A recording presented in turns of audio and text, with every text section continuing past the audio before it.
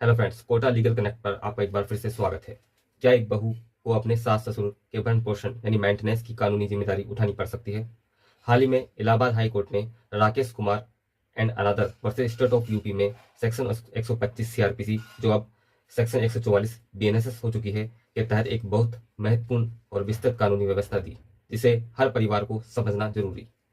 इस मामले में ससुर ने अपनी बहू के खिलाफ गुजरा भत्ता यानी मेंटेनेंस का दावा ठोक दिया था।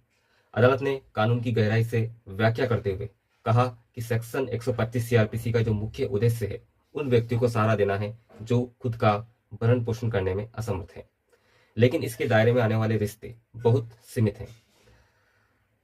कोर्ट ने साफ कहा कि इस धारा के तहत केवल, ध्यान रखें, पति, पत्नी, नाबालिग बच्चे और माता पिता ही एक दूसरे से भरण पोषण मांग सकते हैं। बहुत महत्वपूर्ण पॉइंट है ये। अदालत ने स्पष्ट रूप से कहा कि इस सूची में डॉटर इन लॉ यानी बहू शामिल नहीं है, यानी एक बहू पर अपने सास ससुर की देखभाल करने की कोई वैधानिक व्यवस्था नहीं है, यानी वैधानिक कोई बाध्यता नहीं है। कानून के अनुसार वृद्ध माता पिता के भरण पोषण की अगर प्राथमिक जिम्मेदारी उनके बेटों और बेटियों पर होती है, यदि बेटा जीवित नहीं है तो भी बहू को ससुर का खर्च उठाने के लिए कानूनी रूप से बाध्य नहीं किया जा सकता।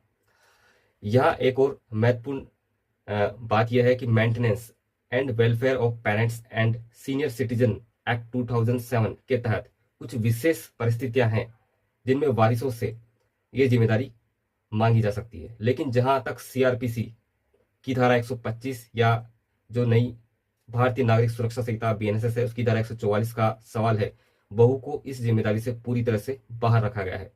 अदालत ने माना कि बिना किसी स्पष्ट कानूनी प्रावधान के बहू पर यह वित्तीय बोझ डालना कानून की प्रक्रिया का गलत इस्तेमाल होगा।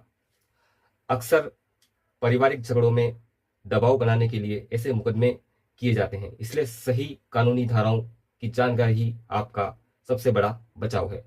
अपने अधिकारों और नई कानूनी धाराओं के प्रति जागरूक रहें। अगर यह विस्तृत जानकारी आपको उपयोगी लगी तो इसे शेयर करें। जय हिंद।